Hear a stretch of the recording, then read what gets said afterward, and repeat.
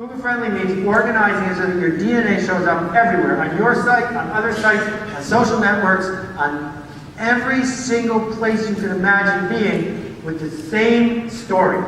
Because the story is going to change the way people think of you. Explosion of channels. Everyone gets their own channel. You have your own channel yet? Your own channel on YouTube with nothing but videos by you. Your own blog with nothing but writing by you. It used to be you had to get on a TV show so you could use part of their channel. But now everyone can have their own channel. It changes everything. Next idea is the idea of connecting people to one another. There's a charity based in the U.S. called Kiva that is completely kicking the butt of every other charity online. Why? Because the United Way and the Salvation Army say, give me money, I'll figure out who to give it to. Kiva says, here's a whole bunch of people who need money, here's a bunch of people who have money, meet each other. The same way PayPal said, here's a bunch of people who want to buy something, here's a bunch of people who want to sell something, meet each other.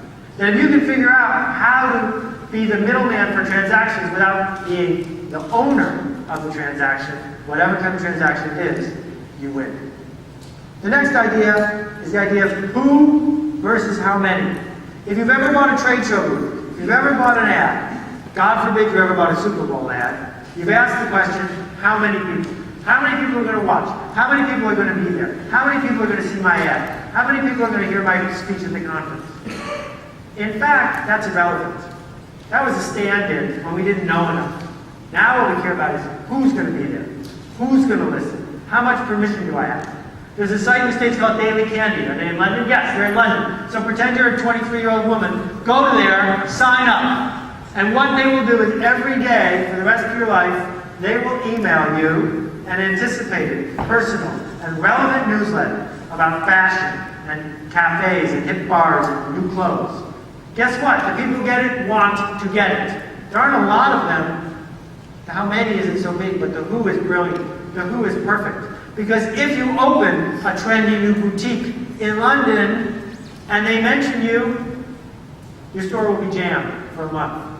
That's how powerful they are. The company was started by a woman named Danny, who I know, in her living room. She sold it for $115 million US 6 months ago. Because the privilege, it's not a right, the privilege of talking to people who want to be talked to about something they want to be talked to about is almost priceless.